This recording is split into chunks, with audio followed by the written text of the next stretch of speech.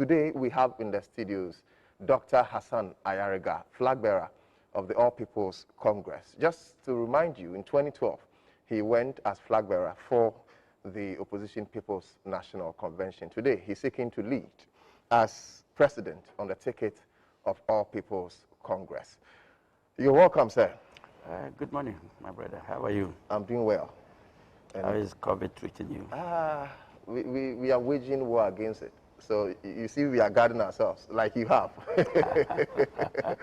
and I'm told you are doing so well. And I see your cars around, especially the pickups. Yes, we're doing very well. We're moving around. As you're aware, it's COVID at the same time. The Electoral Commission is engaged in a voter registration exercise.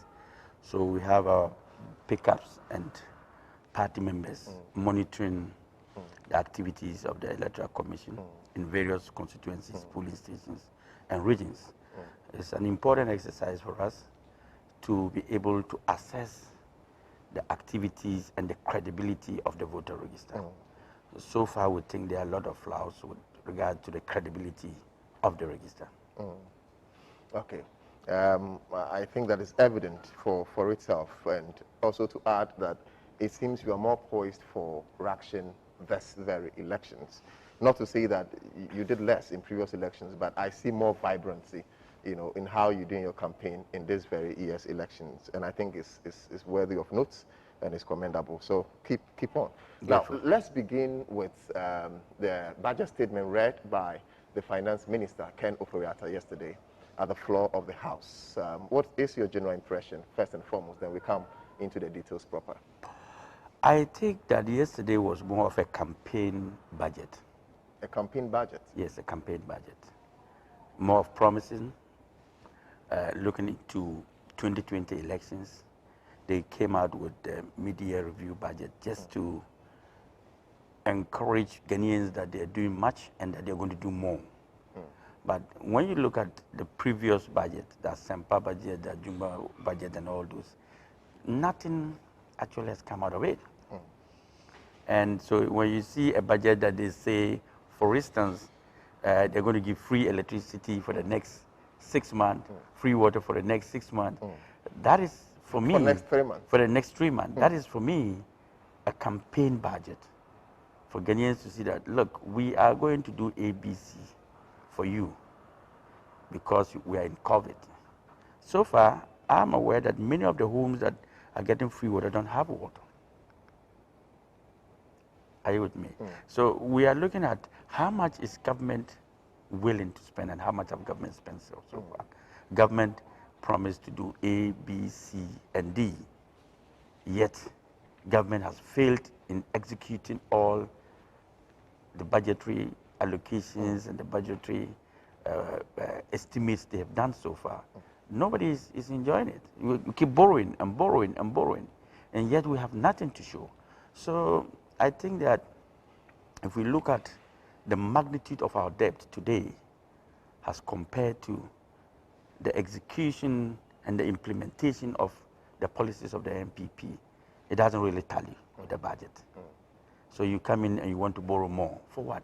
You talk about COVID-19. But has any political history's budget tallied its expenditure? More often than not, successive governments, including the sitting government, tend to borrow more. And yet when you want to do a comparison in terms of economic administration of what they borrowed and what they have on the ground, it usually do not have. The fiscal deficit, yeah. So then we can say that MPP is not the only party to blame.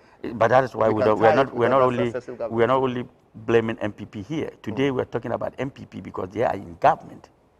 The question is about the current budget, not about previous budget from different government. So we are dealing with the current budget, and I have to give my facts and issues concerning this current one that we have. So I think that in 2016, when they campaigned against borrowing, Dr. Bamudu Baume spoke about so much wanton borrowing from the previous government. I thought they were going to do something different, like the APC intends to do. But I realized that no, it's not about competence here. It's just about people going to form a party, all right, and then they borrow to manage. Look, anybody who borrows to manage is not regarded for me like a leader. I remember Dr. Bawumia saying that borrowing is a lazy man's approach. It's a lazy way of making money. Yes. Exactly. Borrowing is a lazy way of running a government. And they are doing worse than, they have borrowed more than government from independence till their time. You weigh 3 years from now, how much they have borrowed, and from independence to the day they took over, and you realize that when we put the equations together, just the last 3 years, the Nana Akufo-Addo government and the Dr. Bawumia government have borrowed more than Nkrumah, and all those Rawlings, yes. Mahama, Atta Yes. Mills, Kufuor, and all that. Now, what have they got to show? But they can mention free SHS, they can mention NAPCO. Of course, you see some, they say monumental, development. For instance, the overpass they are doing at the ACP Pokwasi Junction, and a host of others. I feel I can understand your One way district, one factory. your way of understanding it. Anyway. So you want to tell me that free education for the past 3 years, and then NAPCO for the past 3 years, and then the interchange is compared to all the development we have in Ghana? Is that what you want to tell me? Because we are looking at all the development we have in Ghana that we have borrowed so far to build, and they have borrowed in 3 years to just show free education. What is it about the free education anyway? Is it free? It's not free education. Maybe some of you don't understand what they are doing. Okay.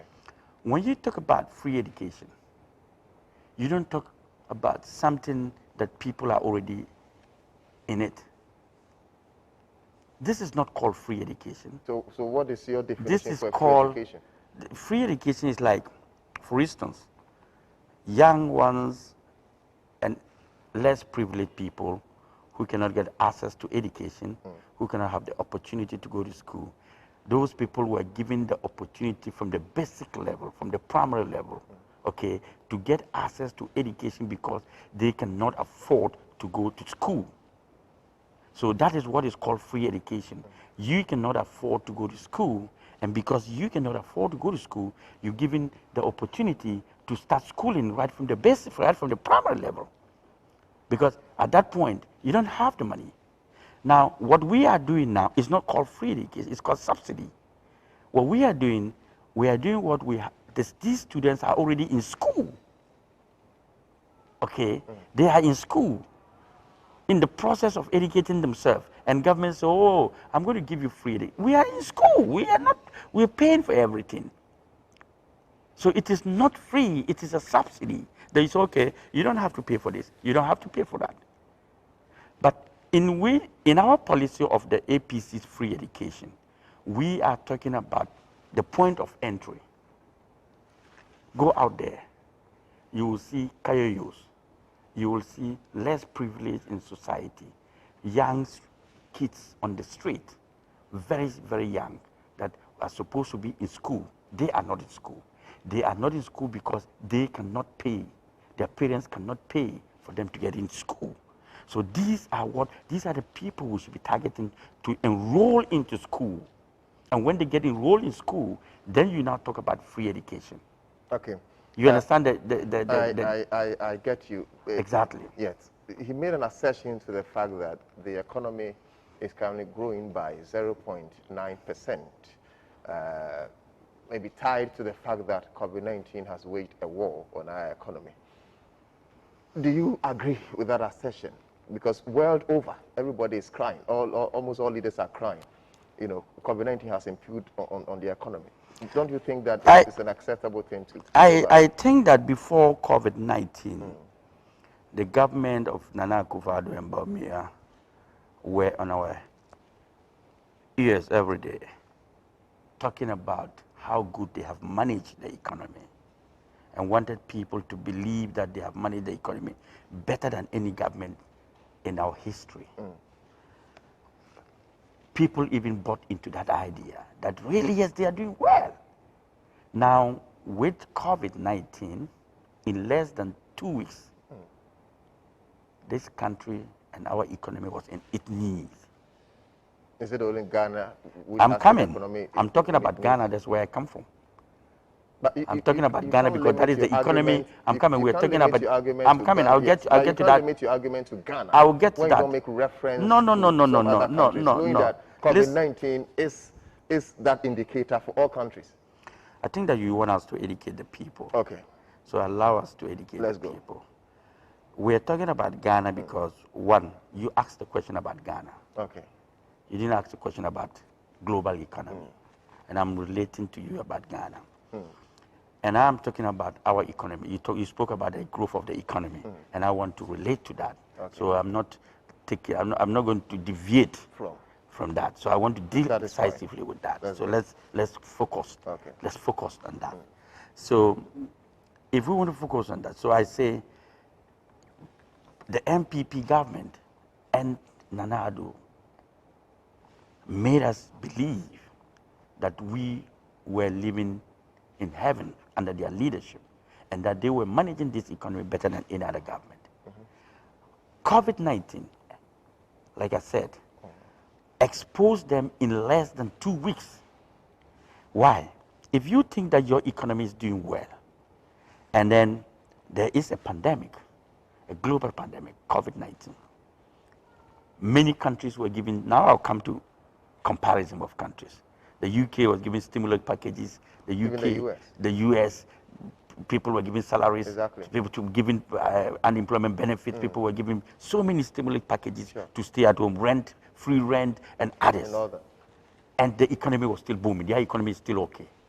Now, when we look at Ghana, we locked down for 2 weeks, 3 weeks, 21 days. And we did not even lock down the whole country. We locked down 2 regions. The so-called Kumasi, the president referred to Greater Kumasi and Greater Accra region.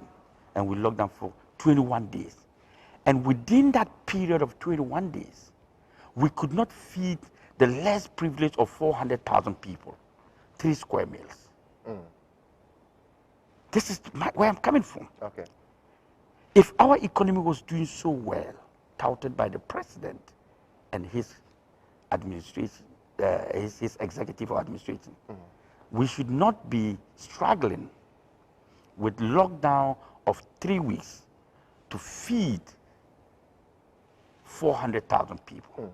Some of us had to come in, distribute food, staff, and help so many communities with food stuff.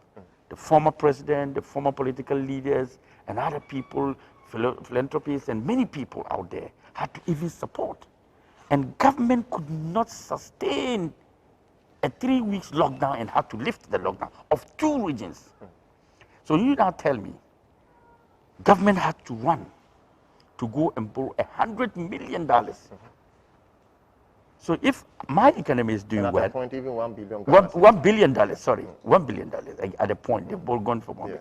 If my family is doing well and there is curfew, I want to relate it now to family so you understand the situation. Okay. If I say I'm a wealthy man, I'm doing well for my family, I can take care of my family. I believe when there's going to be a curfew, I will stock enough to feed my family. So I will stock rice, I will stock tomatoes, oil, and everything for not just 3 weeks. I will stock for 3 months. That is proactive leadership. Thank you. I will stock for 3 months. And I will not go borrowing, looking for food within the curfew, the period of that curfew, to feed my family. If I now run to my neighbors outside my house just to go out to look for food to feed my family within that period of the curfew, that means I am not what I claim to be. Okay. You understand? Yes. That means that I am not the dad I think everybody wants to believe I am. That means I am not a rich man. I want people to believe. That means I'm not a good family man I'm talking about, because I have to go now to borrow food for my children to survive. Now look at Ghana. We didn't even have food. And this is what the APC has been talking about. Food security every day. Yeah. Many of my press conferences, I've mentioned it. I say, God forbid, if we are confronted with a pandemic like this, and Africans have to stay, no food is coming in, no food is going out, no plane is coming in, no ship is going out, and no ship is coming in. Africans would die within the period of 1 month. Okay.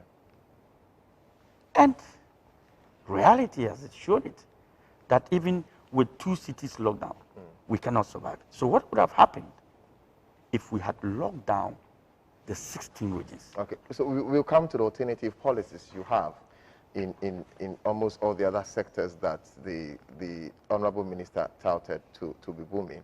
And in some other circumstances went down, according to him, because of COVID. But let's stay here on the communication services task, which has been reduced from a 9% to 5%. I think it's something that must be worked. You remember even when it was 9%, some of us came and said it was not right. Yes. I did a press conference wanting to take wanting to take the CEOs to court because they were taxing Ghanaians too much money. So if you raise the bar of tax high and then you come and reduce, should we applaud you? Maybe listening to the plight of Ghanaians. You have increased the taxes. Okay. You see, what the problem in Ghana is not about increment of taxes. Okay. That is what we don't get it. It's about collection of taxes and the widening the tax board, broadening the tax system. We don't do proper collection of taxation in this country. Companies, through government, through corrupt officials in this country, help a lot of companies evade tax. In the country where I grew from, in Germany, I grew up in Germany. If you joke with tax, no matter who you are, you go to jail. Whether the president of the chancellor of Germany, or even the richest man. If you read the history of Germany, you realize many Germans have been to jail because of evasion of tax. You will kill somebody and you get a pardon in Germany. You get some small sentence and then they'll get you out. But you evade tax and you go for life imprisonment in Germany. I was watching one documentary 3 days ago on DWTV. I've forgotten the particular person's name, but he managed to deceive, including even the sitting president of America. He had a lot of people, rallied to himself because he has money, but not knowing he was falling on the pillar of deception to steal from the country. And when the law caught up with him, he was jailed. Yes. In this country, that's not what we do. So Hassan Ayariga's presidency, you invade tax, you're the first person to visit jail.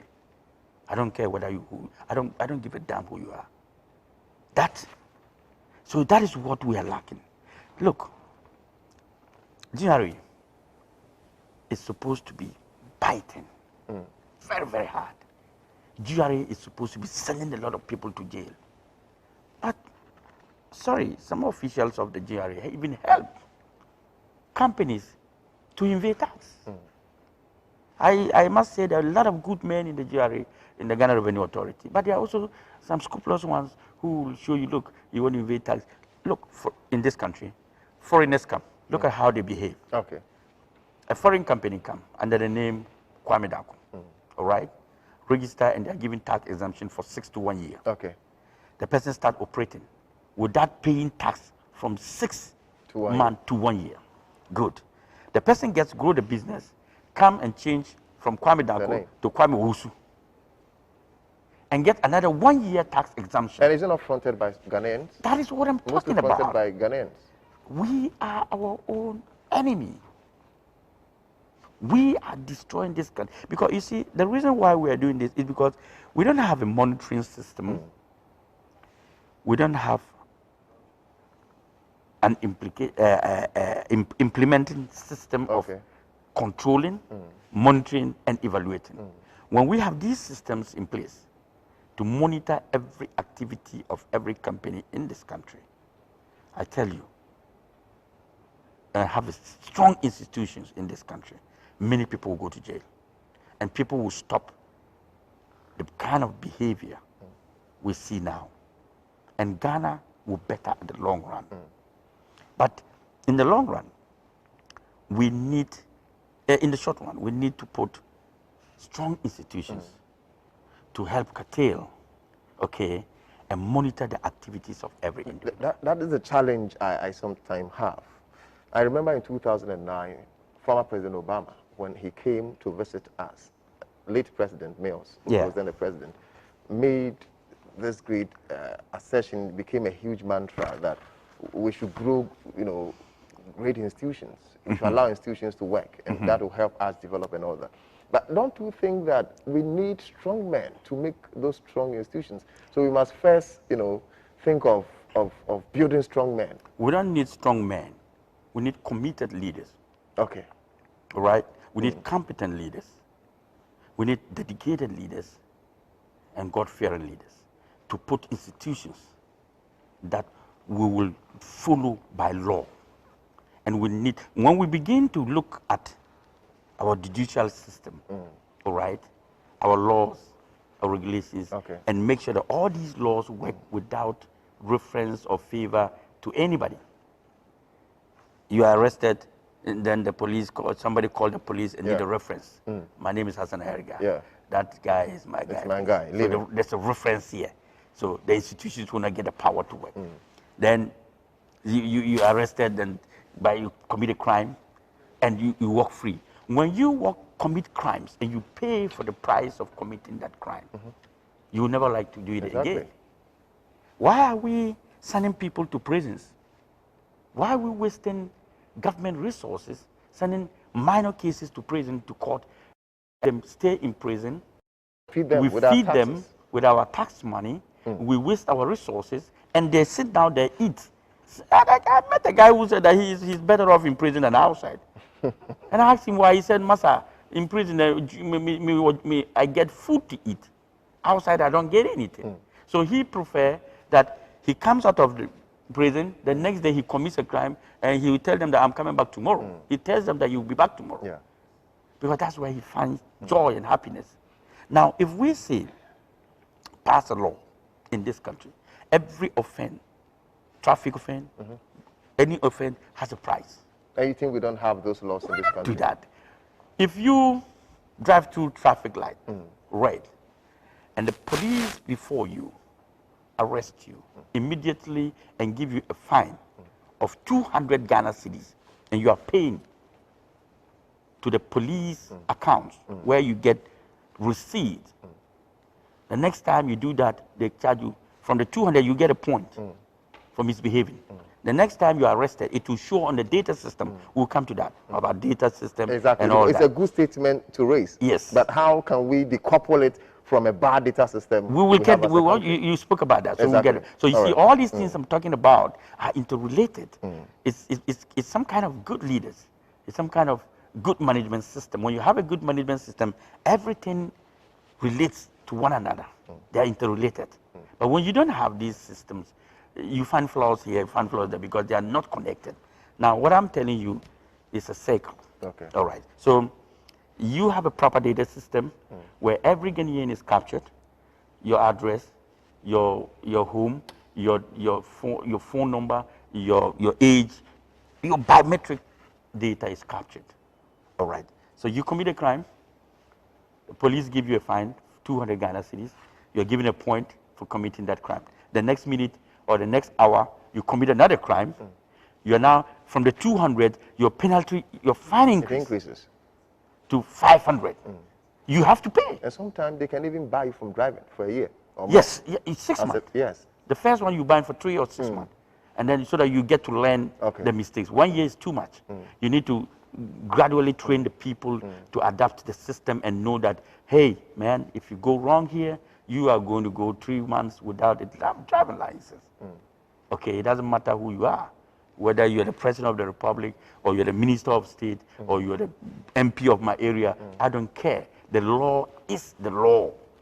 I forgot the particular person. I don't know if it was the late Princess Diana's husband or the current Prince Charles, who I think he flouted traffic regulations, and he was charged, was it, I think, a spot fine of 1,000 pounds, yeah. and was barred from driving for about 6 months. Yeah.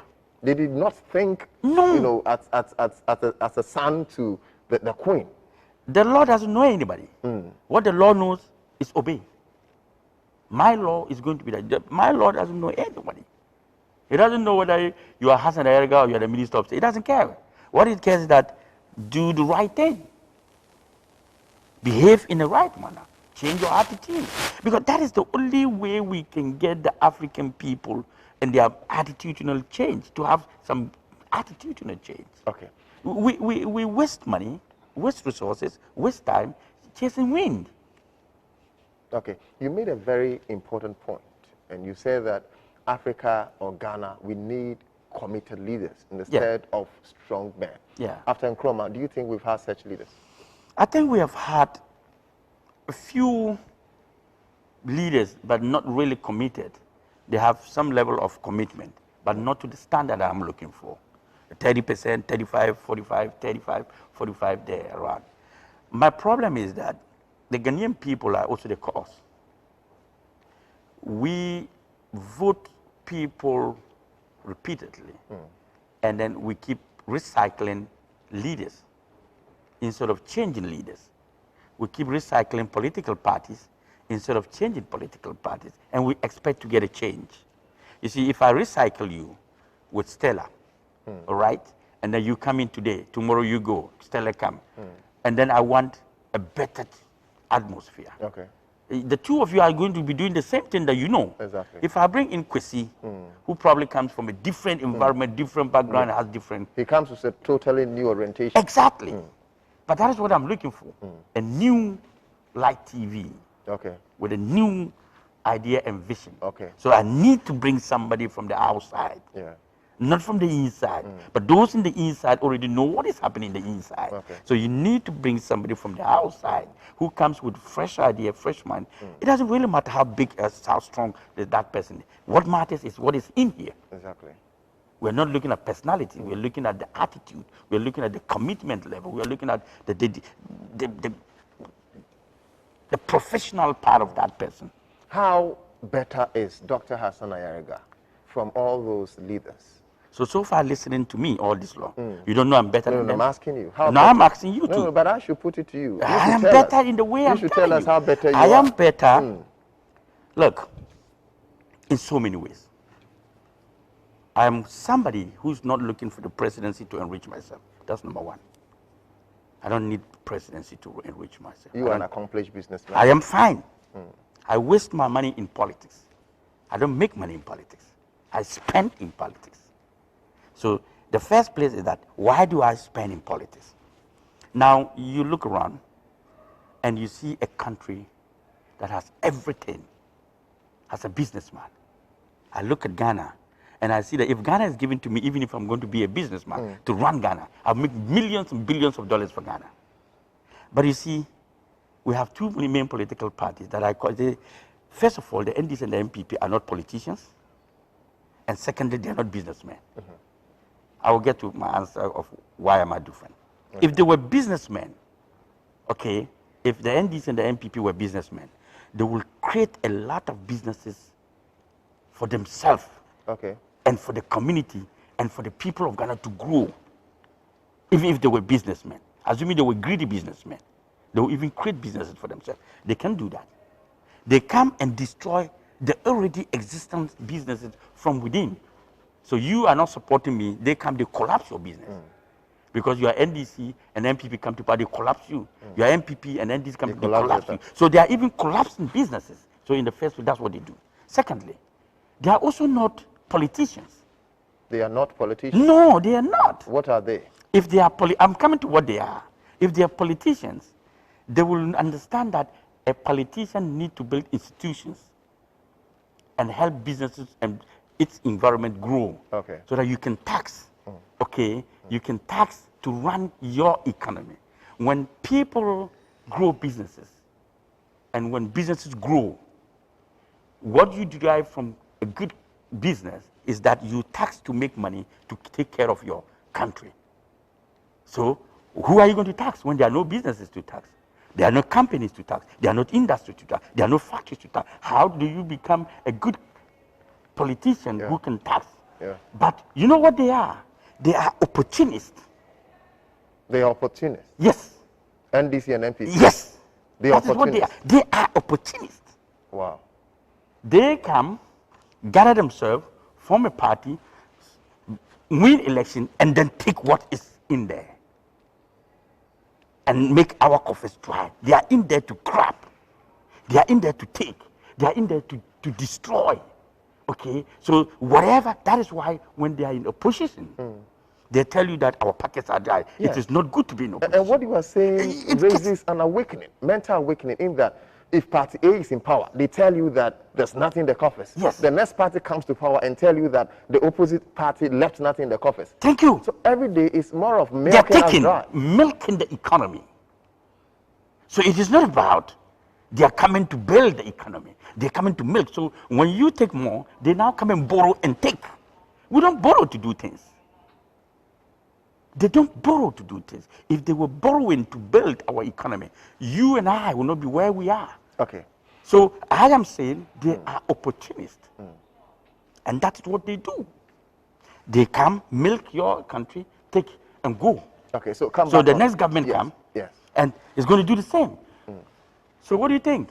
A bunch of businessmen, I don't want to use certain words, bunch of businessmen, when NDC is in power, MPP businessmen will run to US, UK, and be there and enjoy it. When it's election time, they come, put their money together, and win, and steal and go. Okay, so then let's come back on track. Does that... No, the question was, So Hassan Ayariga, how better is Hassan Ayariga? This is what I think. I don't believe that we are poor. As Ghanaians? No. I don't believe we are poor. And I agree with I you. believe that we have poor leadership. Okay. And over the years, we have handed this country to the very poor people, very incompetent people, managers, and we want to be competent. So I say, what is it that we don't have? What is it that we need as a country? First of all, a country like Ghana, we have vast land. We'll come to agriculture now, the issue of agriculture. Yes. We have enough vast land. What do we do with all this land that we have to spend? Listen here. We spend $1.2 billion in the importation of rice every year. We spend $700 million in the importation of pampers. We spend over $600 million in the importation of tomato paste. How much did you say? $600 million. Okay. We spend over $1.2 million in importation of oil. Just look at the figures. Diapers, pampers for babies. We spend $350 million. We can't do all this. We can do all these things. So we spend all these money importing from China and other countries. Meanwhile, we talk about job creation, job and employment. Our currency depreciates over time. It's coming there. I'm coming to that. So meanwhile, we have all these loopholes. Then we have land, vast land, all over the country. Every part of the country we have vast land. We have farmers who are looking for subsidies, who are looking for mechanized equipment to farm.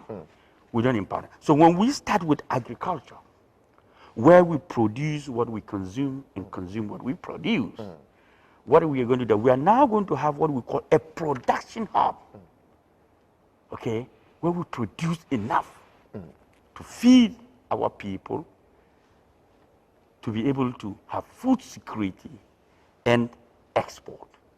Okay. If we export, we are indirectly dealing with our foreign, our city. We are stabilizing the city against the dollar because we will not need enough cities to change dollars. To go and buy the things we are buying. $1.2 billion in spending oil, $1.3 billion in this. Every year we spend not less than $600 to $1 billion in the importation of foodstuff. You just imagine that money staying in Ghana. Now building the production hub, we move to the second phase.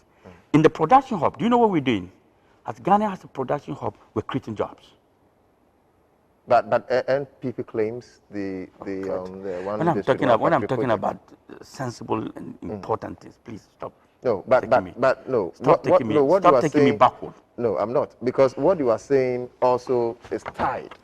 If you want to believe, no, why I say stop what you are taking saying me is tied to what the ruling government, perceives to be doing or says that they are doing. It was part of their manifesto, and they are saying that they are doing well in the one district, one factory. I'll quote to you in a brief. I'll check. All right.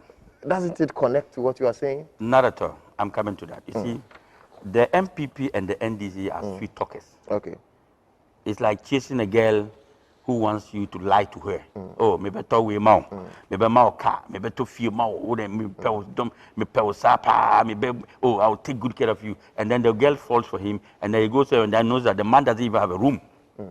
Okay. He's sleeping in his brother's room. Mr. President, you continue, but let me read a brief. Mr. Speaker, from the onset, this government had determined that Ghana would be self-sufficient in food production through our planting for food and jobs program, and would add value to what we produce, as well as create jobs along the value chain under the One District, One Factory program, which has currently over 70 factories in production.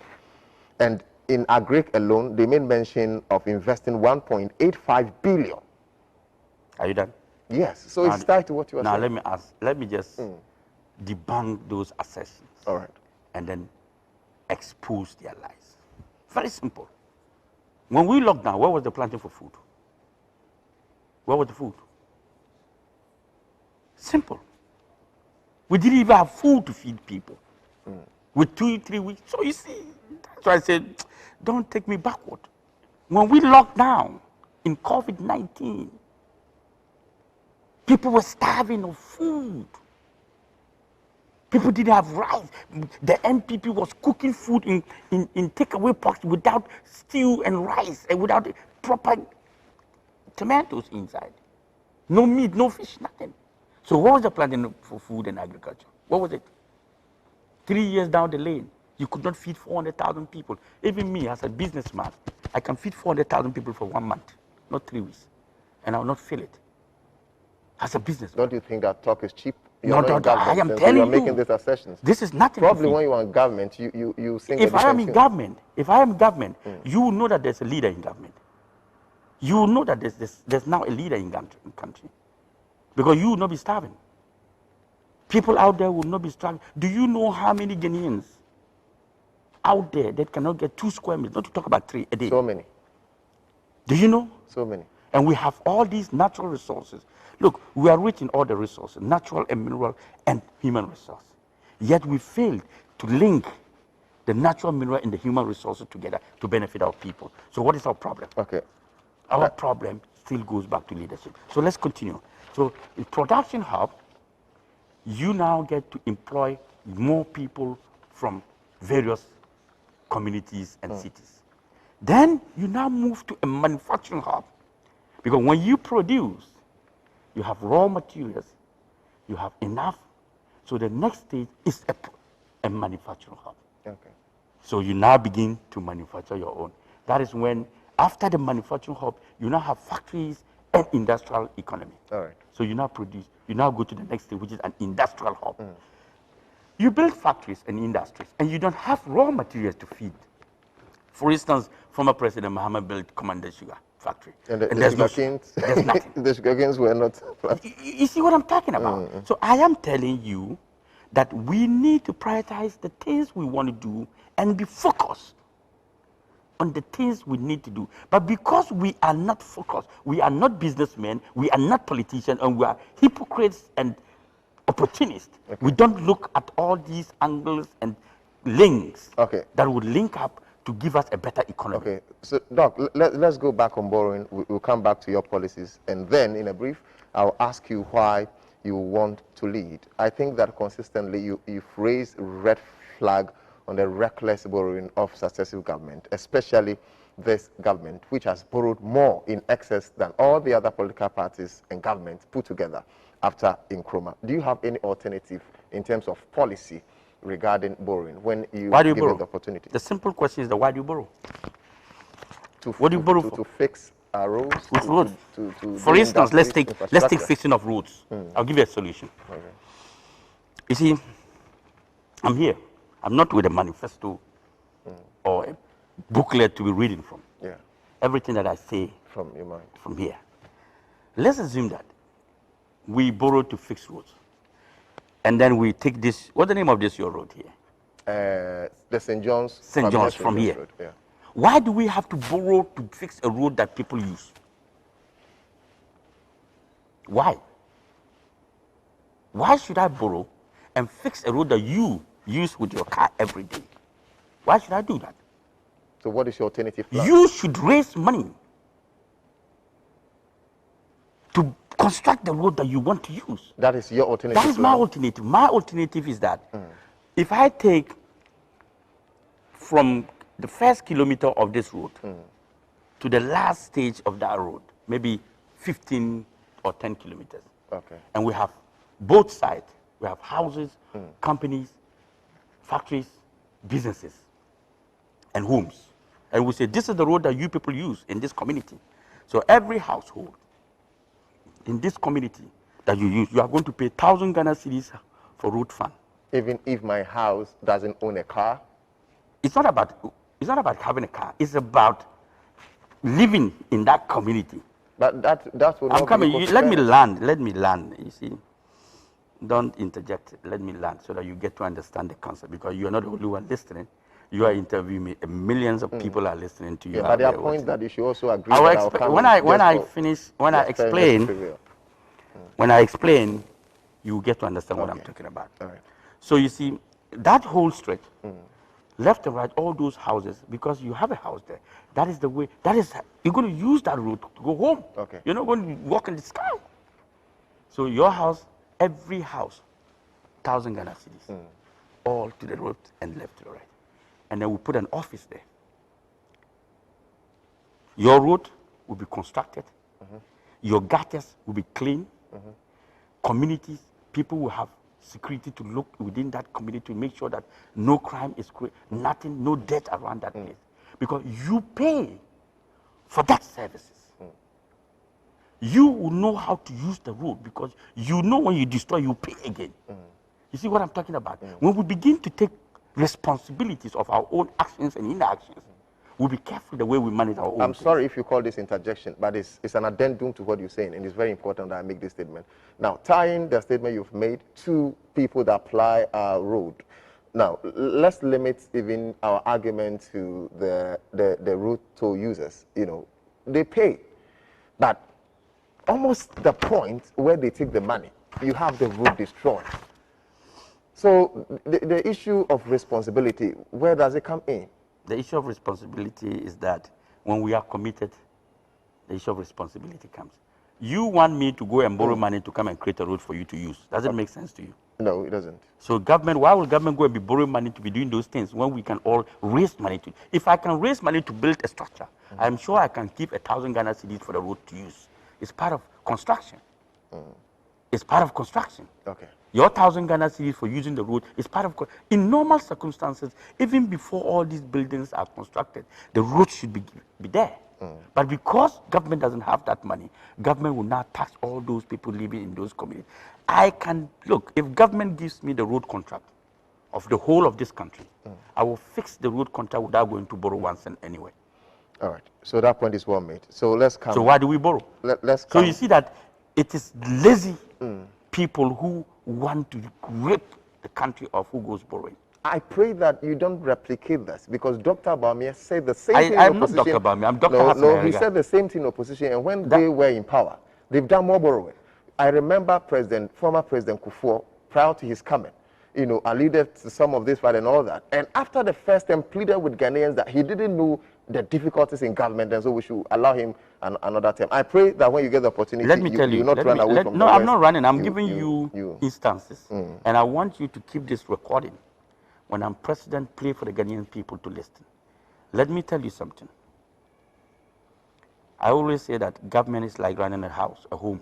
Okay. Whatever we do in government, it's a little part of it we do at home. If you and I can manage our families at home without borrowing, government can manage us without borrowing. That's it. You borrow excessively to have luxury when you don't need it. If I have a family of 3 children, my wife and myself and 3, we are 5, all right? and we have farmlands. We have assets that our father has left for us. We have so many plantations. We have so many lands. And then we work. As a father, I work. As a wife, my wife works. So we take care of our children. And I get 1,000 Ghana cedis. My wife gets 1,000. That's 2,000. And that is the 2,000 Ghana cedis we are supposed to use to manage, pay our children's expenditure and all other expenditure in the house. Good. That is our budget, 2,000. Then we don't cut our coat according to our budget. They will say, oh, look, you know what? We already have a car. Let's buy another car, brand new car. We don't need this small car. Let's go and buy a Lexus. And the Lexus is 10 times or 20 times our salary. So that is spending beyond your means. Thank you. What do? We have to go and borrow to buy that car. But in actual sense, do we need that car? No, because you have. Because we have one. Yes. Good. We have farmlands. And then instead of us to farm on the land, we now call foreigners and say, you know what, you come. I want to sell my land to you because I want to buy a car. Look at how stupid we are. It doesn't make sense. Then we sell our parcels of land just to go and buy a car. And the person who bought the car, a Chinese man who bought the land, will now farm on the land. After we have bought the car, we are now starving at home. He now has the land. He has farmed on it, enough crops, that you now come out, oh, I don't have food to eat. Can I have what? Can I have some plantain? Can I have some? And then we go back to them and they give us, we beg on our own land. Come on. And you want me to borrow? Reckless. Okay. Let's come to your policy plan for Ghanaians. But in the interim, Dr. Hassan Ayariga, why do you want to lead? I want to leave because I'm tired of all this bullshit. I'm tired of all the things that we cannot manage as individuals, and we have to sit down like slaves in our own country and watch certain group of people misuse, mismanage, corrupt, and take the things as if we don't have people with brains in this country. We cannot look. Ghana is not going in the opposite direction, in the wayward direction, because of the wayward leaders, but because of the silence of the good ones. Those who think they can manage and they want to keep quiet and allow the rascals and all these incompetent people. You call them rascals? Come on. What are they? All these people mismanage your economy and make you a slave in your own country. Today, I agree with the slave today, part. Ghanaians are the 21st. I agree with the slave part, but to call them rascals, I think is too harsh. Maybe you said that out of intuition. It's not a harsh word. You think so? They should change the attitude, and I'm sure you'll not be happy if somebody call you a rascal. I haven't mentioned anybody. No, but if you are talking when about when I say rascals, I didn't direct it to a particular person. But we are talking about leaders. So leaders may be those in government. There's no leaders that are rascals. There are certain people who are rascals out there. Okay, so you are not talking about leaders of Ghana. Yeah, I'm talking about rascals. I said rascal. I didn't talk about leadership. No, I'm talking about rascals. That's fine. You understand? Okay. I said all those rascals destroy our country. You understand? And all these incompetent people, that's how I put it. I said all those rascals, incompetent people destroy our country. Why do we allow them to do that? And then we sit down and watch and say, oh, me, I don't want to be insulted. I don't want anybody to insult my father. Me, I don't want any problem. I don't want to be a politician. I don't want to be. Don't. If the rains start raining, it's not going to pick homes and rain. It will rain evenly. When the difficulties start coming, it will not pick you and leave others, or it will not pick others and leave you. You will get it. So why don't we sit up and say, look, enough of you people. I think it is time we change the crop of leaders managing this country and allow certain people. So I sit down and I will not allow, as a businessman who has made it in life, successfully made it in life, by the grace of God Almighty and all that I have achieved in life, I will not sit down and watch certain people destroy what we could have turned to something. I cannot imagine it. I just can't imagine. I can't sleep. Sometimes I don't even watch TV anymore. Because I watch TV and I see funny characters misbehaving in a way that you ask yourself, are these the people who call themselves leaders of this country? Is it how Look, if you sit with certain ministers and MPs and government officials and you listen to their way they argue and their manners and their attitude, you will ask yourself that we are in deep, deep, deep, deep shit. If these are the people managing our country, we are dead. We are doomed. For instance, how can the minister say that, you know, we're using about 11.1 billion in the Ghana cities to fight COVID? So huge an amount. And yet, we could not feed 400,000 people. This is a plastic like face you mask. said. This is So a plastic. how much does it cost? How much does we this cost? cannot produce this. We are importing it. Imported after 60, 70 years of independence. This is being imported. We can't produce it here. No, we don't produce them in Ghana. This rubber. The face mask you are wearing is not produced in Ghana. Oh, so you want me to believe that we have leaders? So which local production did the president say they... These are not producing it. These are imported. So you see, I can understand it.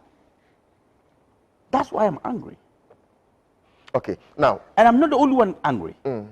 Millions of my type are out there, very upset with this kind of... So now quickly run us through your policies in the event that you have the opportunity to lead in area of health, agriculture, in some other areas. I think we spoke about manufacturing.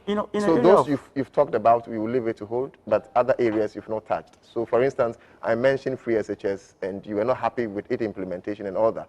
Do you have any alternative? I told you that the alternative is to start from primary level to the senior high school. You give access to enrollment so that more of our students, our kids who are not students, will not get the opportunity to become students. You understand? Because we need more students.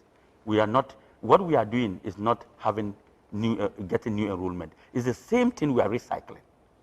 That's the free senior high school. We are recycling it. But in the APC policy, we are talking about starting from the primary level to give access so that people who are out there, parents who cannot afford for their children to go to school, will now get the opportunity to have their students in school.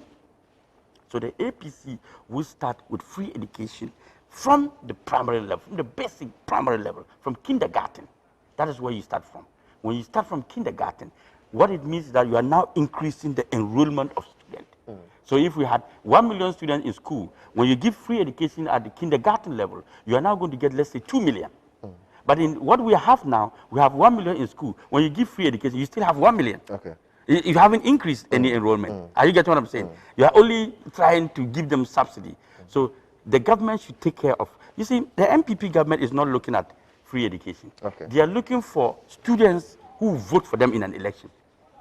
And those are the senior high school students because they will attain the age of 18 to be able to vote for them. So their main focus is for them to vote for them, not because they want to increase. What we are going to witness very soon is that we are going to have mass dropout very soon. Look, the free senior high school, whether you write exams, whether you're in the classroom, whether you are good, whether you are stupid, you pass. They promote you. Listen very well. Don't say, just listen to. I'm listening to yes, I want you to be serious about this thing.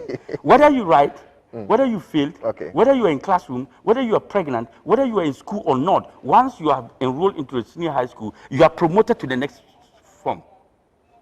From SS1, they promote you to SS2. From SS2, they promote you to... So they don't care with the standards and the quality. They want Ghanaians to see that they have implemented free education so you can move in. I have seen very, very bad, which means that we have compromised the quality of education and what we are going to have is mass dropout after the political interest. That is their point. So what kind of educational standard have we now offered our students? They shouldn't use COVID-19 to say when the people fail it's COVID-19. They were going to fail already. They will fail. They are buying them Pasco. When you are in SS1, they don't finish the syllabus. They move to SS2 and they take the books and put it down and give it to the next students. So they don't even have learning materials. I know of a girl who was pregnant and was promoted to SS2 in SS1, in senior high school 1. I know those who didn't even go to class. And they were in the next academic year, they were promoted. Is that the kind of education you and I went through? We were tested with IQ, our IQ here. You write exams and you pass before you are promoted. So will you cancel free SHS if you get a nod? Or you make it? I don't want to say what I'll do. No, you need to say what you do. Now, there's so many policies that I want to do that I don't want to say it on air. Why? Because I don't want these people to mess So maybe there are a lot of people who want to vote for you. They will vote based on what they've listened so far and heard so far. There's more. When we begin the campaign trail very hard. No, the campaign trail is begun. You don't tell me when to bring that out. No, but you are here as an my interviewee. Manifesto, so I want to find out for my people your alternative I've given you a lot of opportunities. Yes, and I'm saying that will you cancel free SHS if you get a nod? I will not cancel it. So what will you do? I told you that I will give a free senior high school from the primary level, where you get access to the senior level, even further if we have the opportunity. When you after university, we give them loan facilities. Those who will be in schools, the university graduates, we give them loan facilities to finish their school.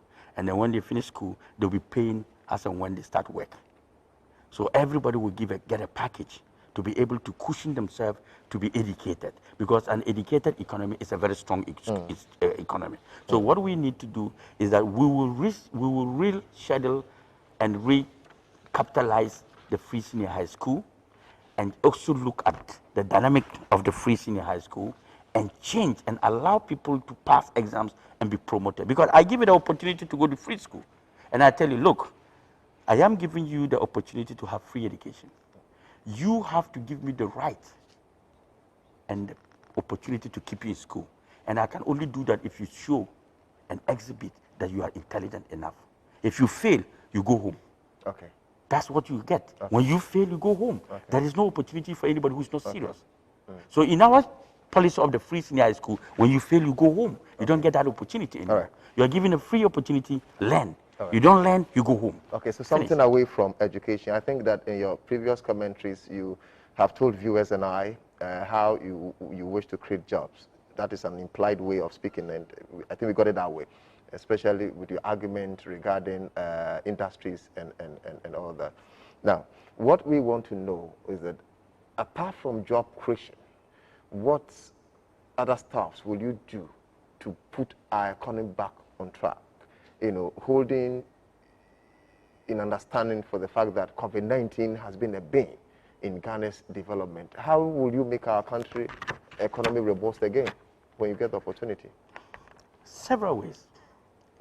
Institutional reforms, okay, job creation, building infrastructure development, increasing on our production level, increasing on our manufacturing level. A whole lot of things. It's not just one thing. Okay. In building an economy, you don't just say, I want to do this. Oh, that. It entails a lot of recycling and management of so many sectors of the economy. The banking sector must be refurbished and given a lot of opportunities to give out credit facilities to businessmen and women, give us loan facility to taxi drivers and trotro to own their own taxis and trotro. Look at trotro drivers. They work hard and they get home and they have nothing. We have to give them loan facilities to be able to own their own trotros. We have to give taxi drivers the opportunity to have their own taxis. Kayoyo, we have to give them opportunity to give them startup capitals instead of making them kayoyo. Even if it's 1,000 Ghana cedis or 2,000 Ghana cedis or 5,000 Ghana cedis loan capital, they'll be better off than being headquarters. These are beautiful arguments, but where are you going to get the money from? That is why I say by recapitalizing the banking system and strengthening the banking system. When we begin to be committed and work together, and the institutions are working properly, the GRA is working, the taxes are being paid, the companies are given the opportunities to grow, nobody's collapsing any businesses. All these monies will come. We don't need to borrow. All this money will come into circulation. You bring out your 10 CDs, you buy this, he brings in 5 CDs, he gets this, you bring your 2 CDs, it goes back to you. So you don't get it. No, I understand. It becomes a cycle. Thank you. Yeah. It's a cycle. But you see, when you have a cycle that stops somewhere, and then the money is channeled out of somewhere, you will see that there will be a deficit. Yes, somewhere. I understand. And so many deficits will occur, and that's the point. So what you mean is that it must be a chain production. If it starts, it must end. Thank you, it must end. And start again. It start again and continue and improve upon. And we see the failures, we see the difficulties, and we build upon that. And we accelerate. But when there are some kind of cuts somewhere, loophole somewhere, then you will see that you have a beautiful trouser. It's leak. The one packet is cut off, and then you put money, and it drops out. Okay. There are some people who also believe that our constitution, especially 1992 constitution, needs a legal amendment. Thank you. For instance, why should the president in Article 95 appoint the Speaker of Parliament? The constitution says that there must be a check and balances. So how can you that have appointed me check you? The president also has the sole prerogative, however, in consultation with the Council of Elders or State Elders, to appoint the electoral commissioner, who also serves as a referee in an election that president who appointed him or her would have to contest, and some other reasons. I think that I've always said it. I think in the last debate in 2012, I made such comments. I said that we needed to change and reduce the powers of the president. And also we needed to make the amendment of the Constitution. If you remember, there was when I said that we need to have economic power separated from political power. Okay. I think the president has too much powers. And President Hassan Ayariga will reduce that powers. I will make an appeal for the Ghanaian people to reduce the powers of the president. For instance, the president says that in our manifesto, the APC, when we brought about special prosecutor, and MPP copying our policy of the special prosecutor. You were first to put it in your manifesto. They didn't copy it very well. We said that an independent special prosecutor, listen very well. Like Martin Amidu? Yes. Martin Amidu has been made useless because he's not independent. You see, you cannot have institutions you want to build under you and say they should fight you. How are they going to fight you? They are under you. How are they going to fight you? You must give them power. They must be autonomous. Okay? They must stand on their own to be able to see your fault and say, look, Master, you are wrong here and we have to take you on. But when you say, and special prosecutor's office working under the office of the Attorney General, what have you done? Well, you could have, you haven't done anything. You have only created some. It's a very sensible point you're making. What have you done? Yeah. You're wasting our time. But when you have an independent body, independent special prosecutor, being an autonomous institution, has the right to do the things they want to do. They will not go to the office of the Attorney General asking for files to prosecute. If the office of the Attorney General can give them files and prosecute, what is the essence of the Attorney General? The special prosecutor. What do you need a special prosecutor for? Don't waste our brains. Don't waste our resources. Don't make us look as if we're fools. We think. So their powers must be decoupled. You don't tie the man's hand and you say, slap me. How am I going to slap you? The special prosecutor's hand, Mr. Martin Hamidi, this is how he sits. And you ask him to bite. Who is he going to slap? Himself or his own back?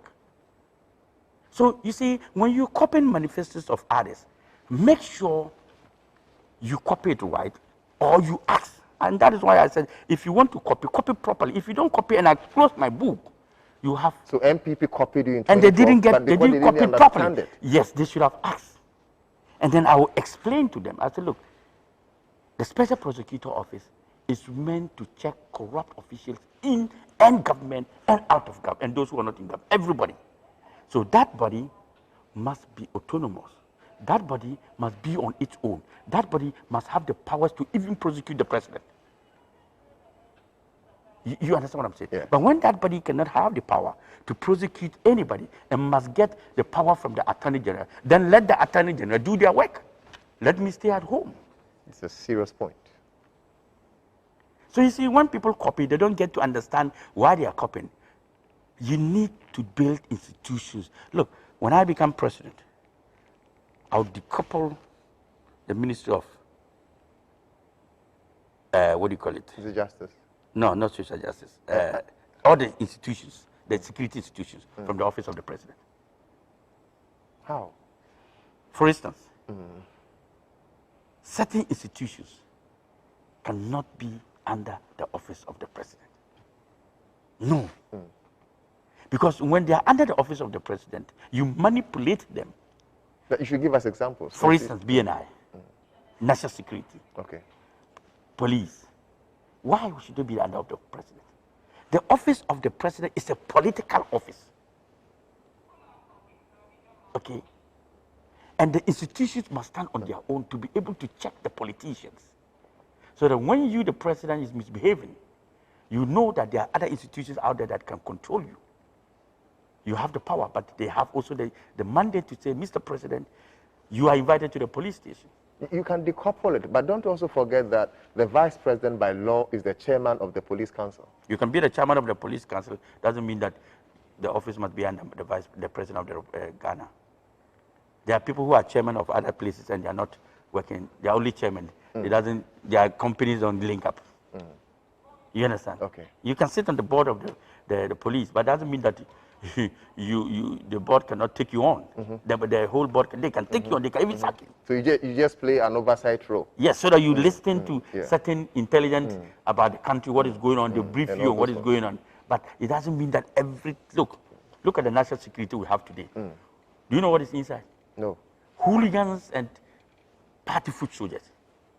The national security that is supposed to be the most intelligent institution in our country that feeds government, feeds society with every risk assessment of what is going to happen in this country. You put foot soldiers. Oba power, I know Hassan and Crawford.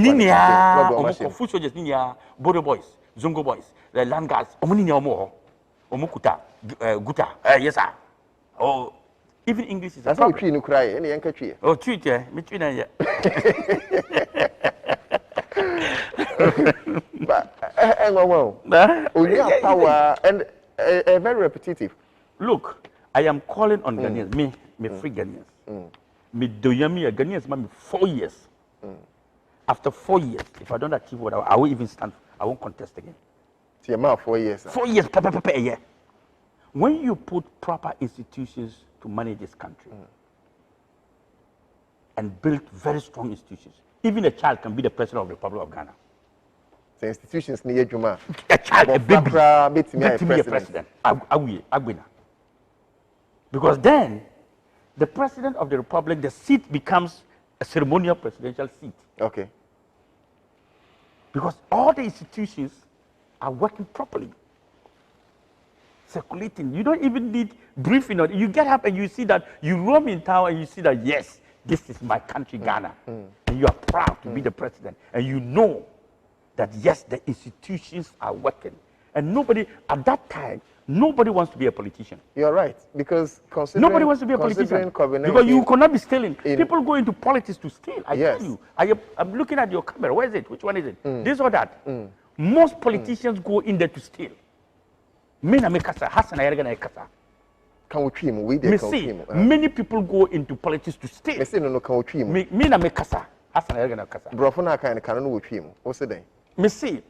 Many nipa bebre omoko inside politics. No me how do you call steal? Omoko wia. And yeah omoko ye juma. Omo ye juma by this time Ghana it say ye fair. E juma no mo ye. By this time ye bread. Boys are bread. Boys are bread. But who can boys no? Who your man? Boys ni nipa ni amo ya bread.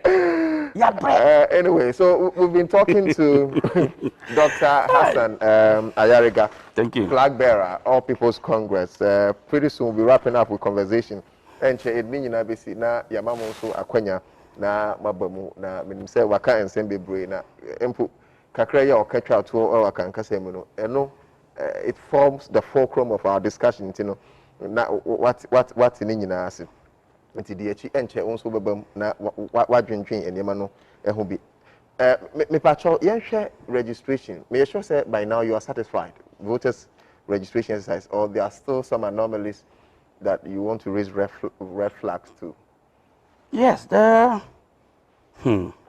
issue of the voter registration is a very big problem, because you see, when I say that the institutions are not working properly, even the judiciary is a problem for us. Some of them are aligned with other political leaders and political parties. So in their bid to serve our country properly, they sometimes meet fire. The Supreme Court of our country agreed that CI 126 should be a law, which means that the passport and the NIA card should be the only document used to register in this EC registration exercise. And the other thing that they have also endorsed is the issue of vouching, and that 2 people can vouch for somebody to be a Ghanaian. This is the new law of the Supreme Court of Ghana, that a Ghanaian, somebody can be determined, or somebody can be a Ghanaian if 2 people come and vouch for him. So what kind of law is this? Seriously? Like seriously?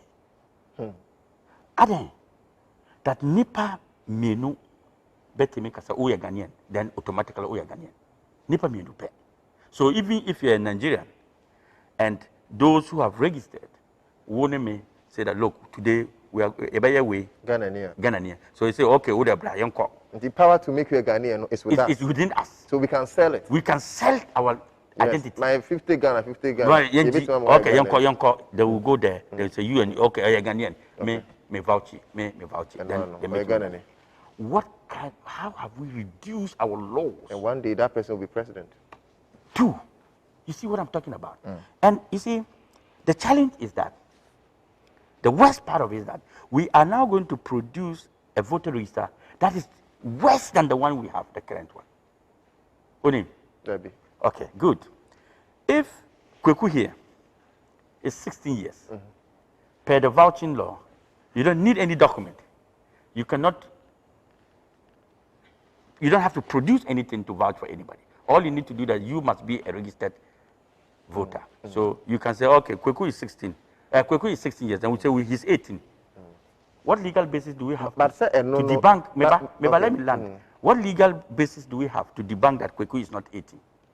And I make us say on your challenge forms. You can challenge. You challenge, and what happens? Say man. Yes, he's registered. But man. Who told you that they give them the card? They don't give them the card. That is what you don't know. In so many places, they take the card. That is wrong.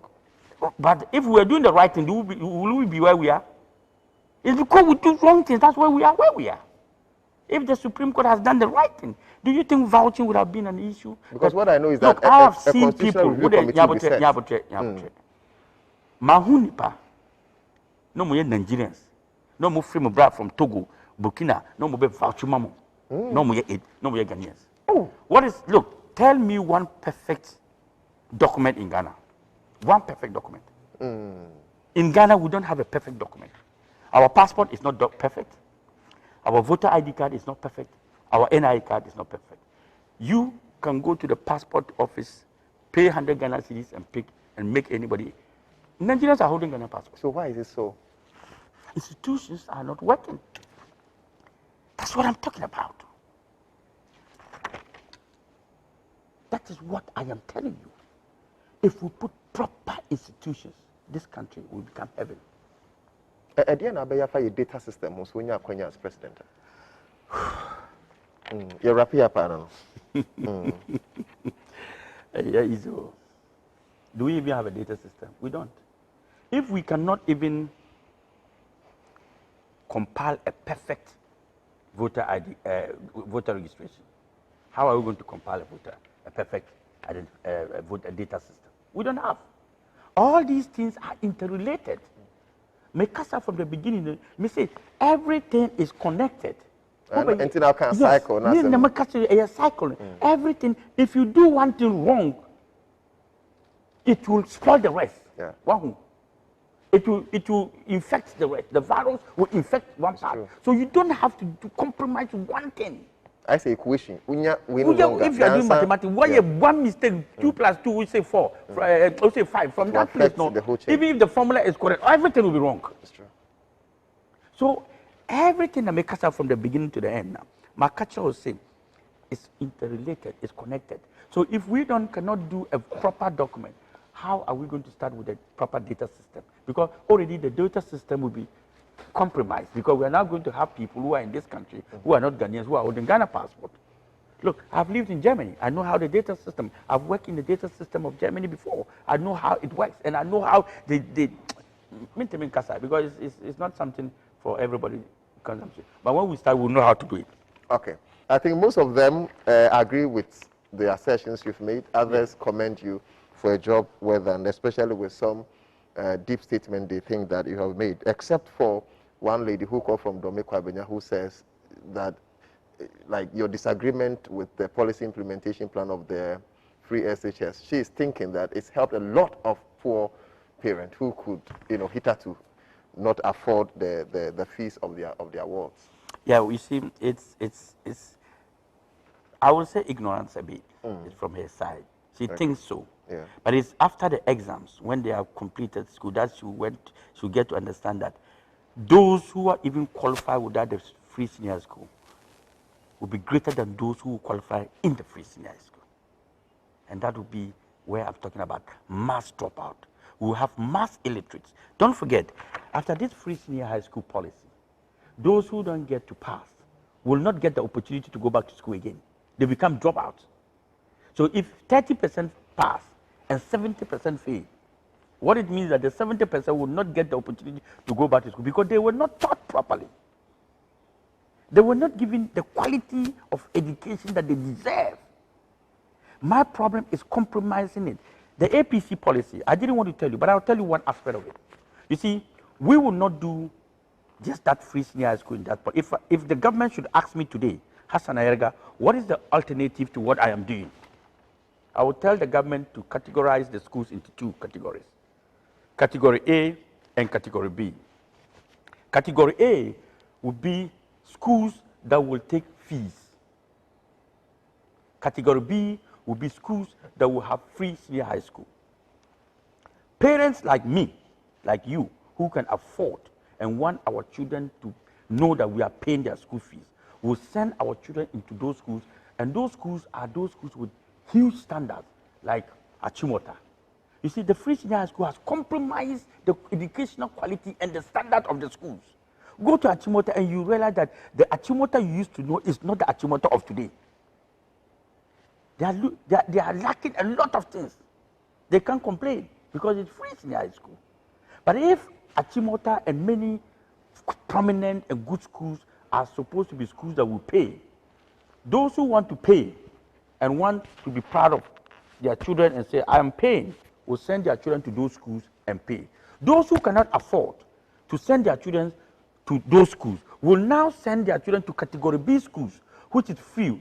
Then government will now use the little resources we have to upgrade the standard of the Category B schools to the same level of Category A. So you now have Category A schools and Category B having same standard, even though Category A you pay, Category B is free. So if you want, send your child to Category A and pay. If you cannot, send your child to Category B and government will take care of it. We will have a better educational system for them. Your last words. We are wrapping up, sir. I hope you understand. I do. My last word is that I believe that we have come to the end of the show. Yeah. And Ghanaians have listened and watched me. I don't want to be president because I want to enrich myself. I want to be president because I want to enrich Ghanaians. Give them the opportunity. Give them the chance to manage their own affairs and understand the governance system. Give them the opportunity to be able to feed their children 3 square meals.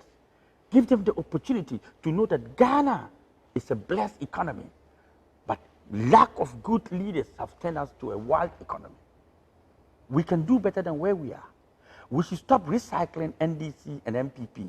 The mere fact that we think that NDC and MPP have hijacked the economy is a fallacy. It's an illusion.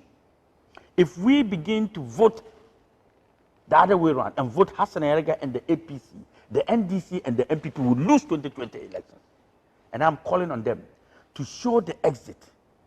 NDC and the MPP. They have shown John Mahama the exit in 2016. This time, they should show Nana Addo another exit of 1 term. so that they will not take them for granted that when you misbehave and not manage well, you get a one term. And they should now get a new leader, not a new recycler of NDCP. We now need a new leader, a new party that will come to power. And that leader is you, and that Dr. leader is Hassan Ayariga. Thank you I so am much only asking for that opportunity for for us joining to us. serve We are Ghana. grateful that you attended to our call. So many are your commitments you should have handled, but for the love and relevance you attach to our station and the good people of Ghana, you were able to make it. Thank you so much.